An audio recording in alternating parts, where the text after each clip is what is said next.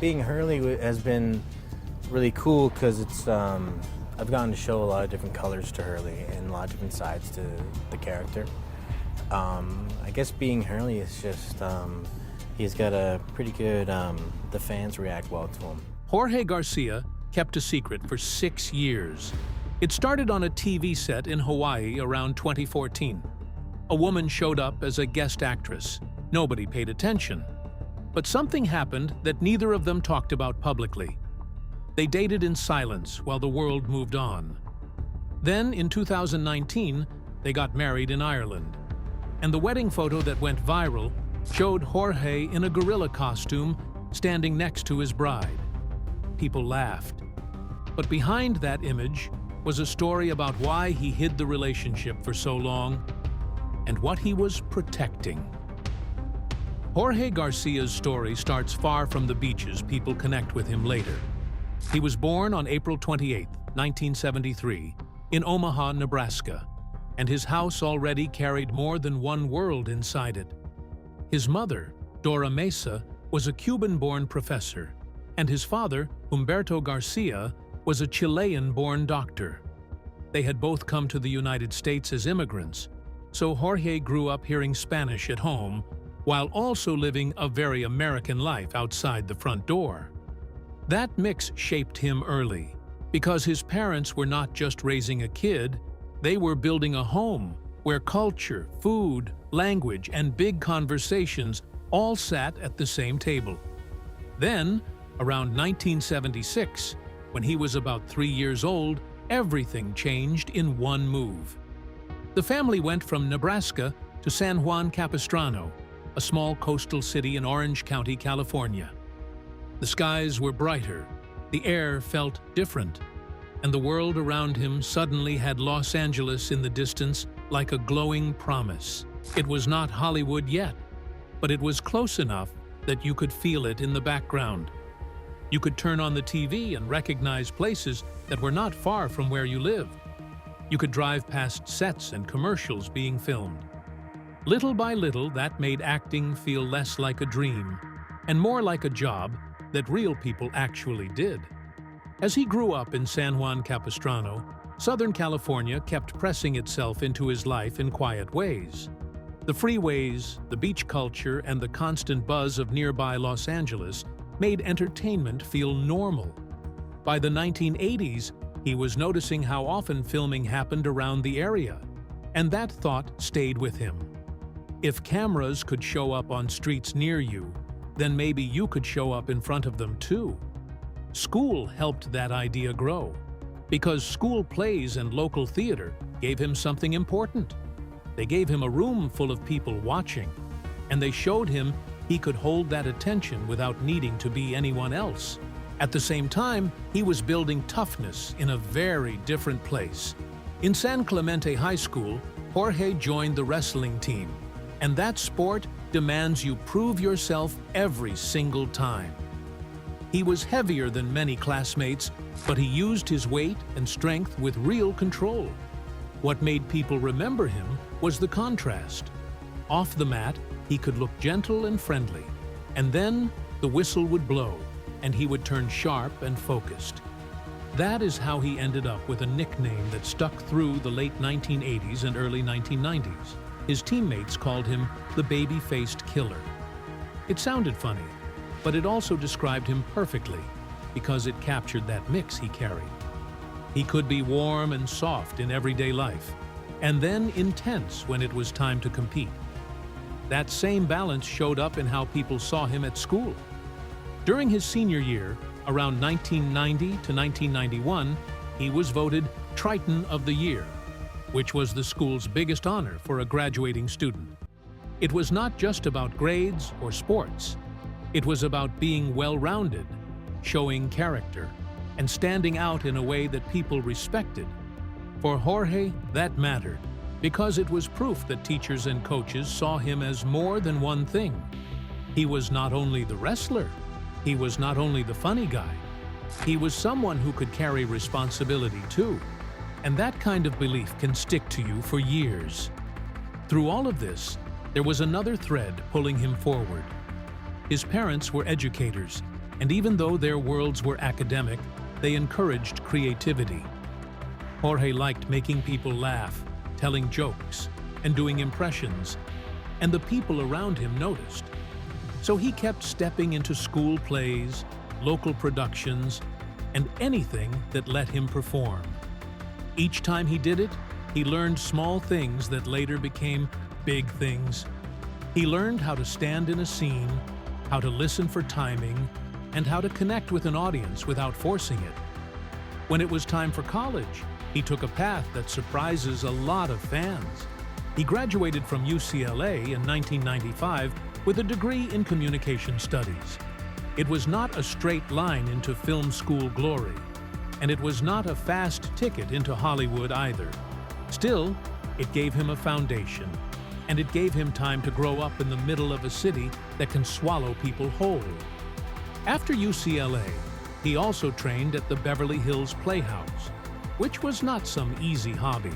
It cost serious money, and the hard part was that he paid for training without knowing if it would ever pay him back. After that, the real grind began, and it lasted much longer than most people expect. For 6 years after UCLA, he worked at Borders Books and Music. Day after day, he balanced shifts with auditions, and he kept going even when it felt like nobody was watching. The struggle was not dramatic in a movie way. It was slow, tiring, and repetitive, which is often the hardest kind. Even so, small cracks of light started appearing. One of the first times his face became familiar to people was through a Jack in the Box commercial that ran often on local Los Angeles TV. It was not fame, but it was recognition. It was the kind where someone might look twice, and that tiny moment can fuel you for months. Around 2000, he landed a role on Curb Your Enthusiasm, Season 1, in an episode titled The Carpool Lane. He played a drug dealer, and the part was small, but it was memorable. The performance mattered more than the screen time because it put him in the right place at the right moment. Lost producers later said they noticed him, and that single appearance helped change his life. Then more small roles followed. He popped up as a taxi driver on Spin City in 2001, and he kept stacking credits the way you stack coins when you are trying to survive. By 2003, he was still not stable, but he was moving. He appeared on the ABC sitcom Rock Me Baby as Vizzy in the episode Would I Lie to You? And he also showed up in a TV film called Old School and a Columbo episode titled Columbo Likes the Nightlife, both in 2003. None of these made him rich. They just kept him in the game. At the same time, he was doing stand-up, and the stand-up life in Los Angeles is not glamorous. It is small clubs, small crowds, and sometimes you get paid in almost nothing. Still, he kept doing it because it sharpened him. It trained his timing. It taught him how to hold a room even when the room did not want to be held. Before Lost, one of his biggest early stretches of real TV work came on Becker, the CBS sitcom starring Ted Danson. The show ran from 1998 to 2004, and Jorge played Hector Lopez for 13 episodes across that period. That was important because it gave him something he needed more than hype. It gave him weeks of work, actual dialogue, and a chance to grow on camera in a network comedy seen by millions. He delivered dry lines without pushing too hard, and people in the industry began to see him as dependable. Not just funny, but steady. That steadiness can open doors when talent alone is not enough. Then came one of those strange moments that feels like a joke, but sticks forever. He appeared on Game Show Network's Russian Roulette, the trivia show where a wrong answer could drop you through a trap door into a foam pit. In that episode, he missed a question about the Boxer Rebellion of 1900, and the floor opened beneath him. The fall was sudden and visually funny, and years later the clip kept circulating online. It was embarrassing, sure, but it also created an underdog image that strangely fit him. Even his setbacks had a kind of charm that people remembered. In early 2004, the real turn arrived. On February 8, 2004, he guest starred again on Curb Your Enthusiasm. And soon after, Lost casting opened on February 9, 2004. The story that followed became part of Lost history. Producers noticed his mix of humor and warmth, and he was brought in early. In fact, he ended up being the first person officially cast. At that point, the character was not even fully formed. Early descriptions were thin and awkward, and there was not a complete backstory. Because of that, he had to bring his own life into the audition, not in a literal way, but in the way that matters for acting. He had to create an inner story for the character before the writers fully knew what the character was. What makes it even wilder is that Hurley was not originally planned the way fans know him. The team reshaped the character after seeing what Jorge could do, and they built Hurley into someone real, kind-hearted, and layered, not just a joke. Even in the audition stage, he was sometimes asked to read lines meant for other characters, including scenes originally meant for Sawyer. Those scenes were tougher, sharper, and not at all like the Hurley the world met later. Yet Jorge's reading brought sincerity into it, and that changed how people saw what the character could become. When he got the call that he was cast, he was still not thinking like a future star. He knew it was a pilot. He knew it would shoot in Hawaii, and he knew pilots failed all the time. In his mind, the worst case was simple. The show could flop, and he would still get a paid trip to Hawaii for a few weeks of work. He had no idea the series would run from 2004 to 2010 across 6 seasons, and he had no idea it would become a global hit, with Season 1 pulling huge audiences. Then he arrived on set, and the scale hit him fast. On the first day filming the pilot in spring 2004, he was on the beach at Mokulea on Oahu, and there was a massive practical explosion behind the survivors. J.J. Abrams told the cast to run forward and dive into the sand like action movie extras. They actually did it. They ran, the blast went off, and they hit the ground, and suddenly it felt like a blockbuster instead of a TV pilot. That first stunt became a sign of what the show wanted to be, and it also became a sign of what Jorge's life was turning into. As the seasons went on, the character kept growing in ways even Jorge did not expect. Some big parts of Hurley's story, like the lottery and the numbers 4, 8, 15, 16, 23, 42, were not things he knew from the start. Those reveals came later through scripts and calls from the creators. And while fans now link those numbers to the show's core mysteries, the emotional part was always the same. Hurley was funny, but he carried sadness. He was big, but he was gentle. In a show filled with conflict, he became a kind of moral center without acting like a hero on purpose. Behind the scenes, the show became its own strange world, and secrecy was part of that world. Scripts were handled carefully, especially in the later seasons because spoilers were a real fear. Actors often did not get full pages for scenes they were not in, and some information was delivered in private, so it would not leak. That meant even the cast lived with uncertainty, because Lost was famous for killing off major characters. One day, someone could be there, and the next season, they could be gone.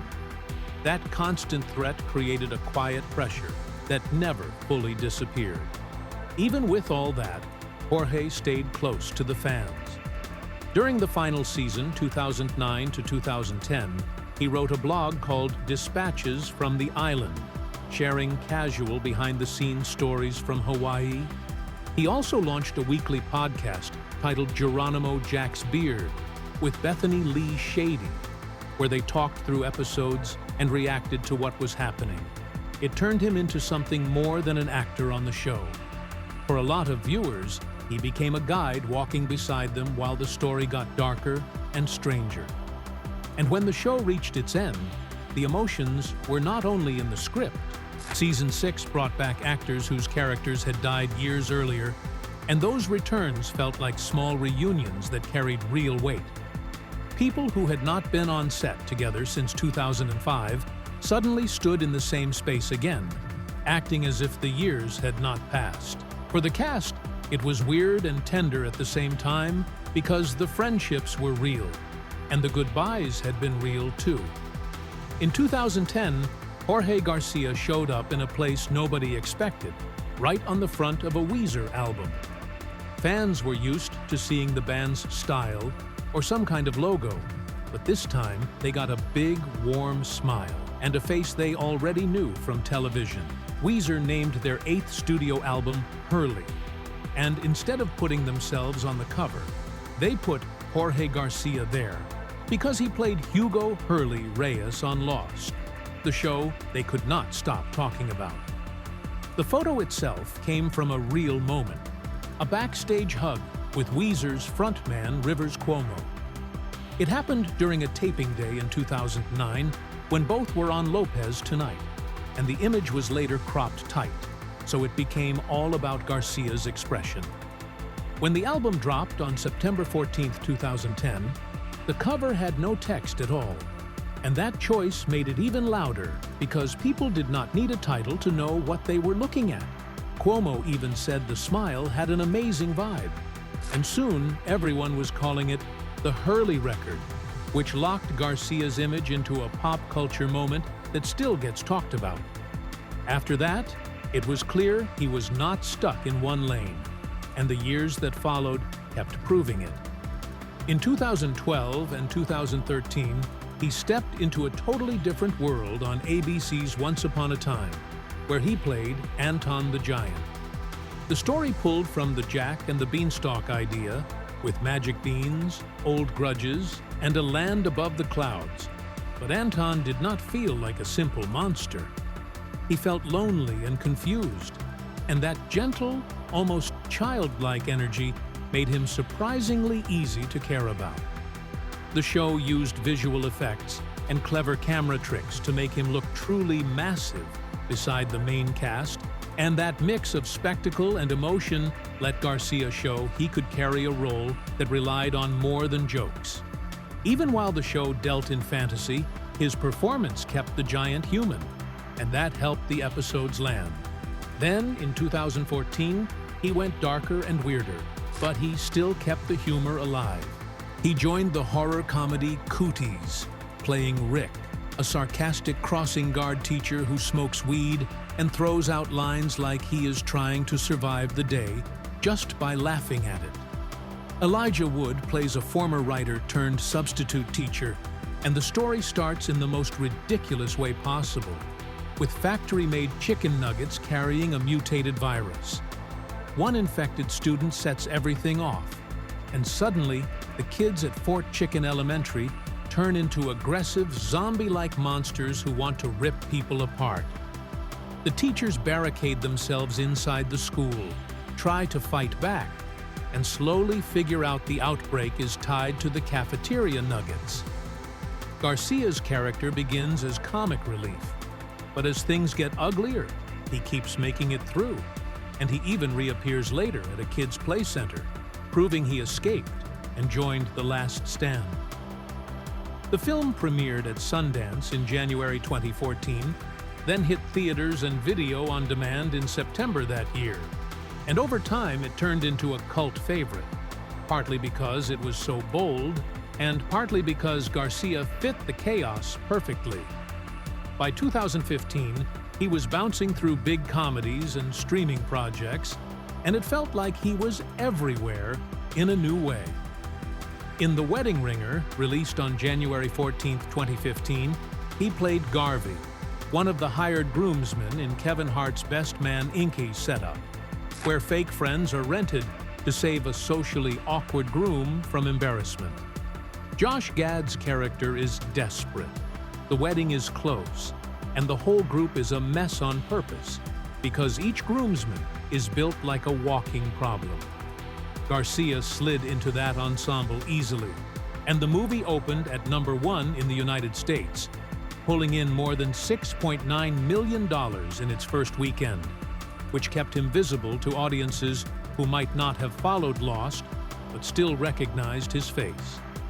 That same year, he stepped into Adam Sandler's Netflix Western parody, The Ridiculous Six, which was also a big deal for another reason, because it was part of Happy Madison's early wave of feature films made for Netflix. The movie follows 6 half-brothers who share the same outlaw father, and they go on a wild quest to reunite with him. Garcia played Herm Stockburn, a mountain man brother who barely speaks like a normal person. And most of what he says comes out as grunts, with the voice credited to broadcaster Robin Leach. It was crude on purpose, built like a spoof of classic westerns, and it leaned into the kind of over-the-top humor that Netflix was starting to bet on. The film premiered globally on December 11, 2015, and for Garcia it was another clear signal that he could keep surprising people by picking roles that did not look anything like the ones that made him famous. While all of that was happening, another important chapter was quietly forming in the background, and it started on the set of Hawaii 5-0. Jorge Garcia first appeared there as Jerry Ortega in Season 4, Episode 3, Ka Oyaio Maloko, which aired on October 10, 2013. From the moment he showed up, Jerry felt like the kind of guy who sees patterns everywhere and refuses to believe anything is random. He was paranoid, tech-savvy, and strangely confident about it, like he had been waiting his whole life to tell someone the truth. In one of his early scenes, he insisted a stolen artifact connected to a double murder was a fake planted by people higher up, and he backed it up by hacking into a museum server fast enough to shock everyone in the room. The show tied him to Chin Ho Kelly as an old high school connection, which made Jerry feel like that odd childhood friend who never really changed, except now his weirdness could actually help solve cases. He was funny, but he was also serious in his own way, and that mix helped him stick. As the character grew, so did Jorge's place in the show. At first, he was only recurring in Seasons 4 and 5, popping in for a handful of episodes, but by Season 6 in 2016, he was promoted to series regular. That meant opening credits, a real desk at headquarters, and a bigger role that turned him from an occasional consultant into a full-time part of the team. Then, the show pushed him even further. By Season 7, Jerry got a 5-0 badge and started getting storylines that were not just jokes and odd comments, because he began taking part in more serious operations too. The change felt earned, because audiences had already decided they wanted more of him, and the producers leaned into that. Somewhere inside those filming years, another real-life moment happened, and it did not come with a spotlight at first. Jorge met Rebecca Birdsall on the Hawaii 5-0 set around 2014 to 2015, when she was there as a guest actress, and also worked behind the camera as a producer. That mattered, because it meant she was not only passing through for a single day. She had reasons to be there. She had conversations with the crew, and Jorge saw her in more than one setting, which gave their connection time to build naturally. People who worked around them later joked they looked like they had been together for years, even before anything was public. Over time, they kept things quiet and steady, which is not the usual pace people expect from celebrity stories. They dated for about 6 years before getting engaged, and during that stretch, they showed up together only in small flashes, letting fans slowly piece it together instead of turning it into a big announcement. Then, in June 2019, they took a turn nobody saw coming and chose a wedding far from the usual Hollywood places. They got married on June 22, 2019, at Lyslip Manor near Dublin, Ireland. It was private, intimate, and kept away from the usual noise. When Jorge finally confirmed it, he did it through social media, and one photo in particular took off fast, because it showed him in a gorilla costume next to Rebecca in her wedding dress. And the internet did what it always does with a moment like that. After the wedding, they carried the trip forward and honeymooned in Greece, keeping the same low-key approach, with privacy and very little detail, like they were protecting the calm they had built over years. While their relationship stayed quiet, another personal story kept drawing attention for a different reason, because it was about health and change that people could actually see. By 2014, reports said Jorge Garcia was close to 400 pounds, and the conversation around his weight stopped being about looks and turned into something more serious. Around that time, he was diagnosed with type 2 diabetes, and that diagnosis became a hard turning point.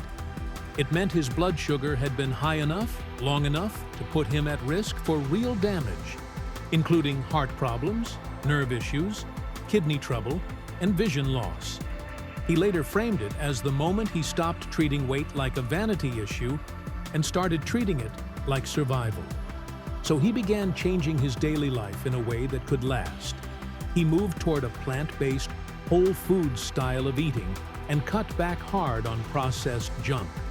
He focused more on vegetables, fruits, legumes, and whole grains, and he cut down on refined carbs and sugary drinks that make diabetes harder to manage.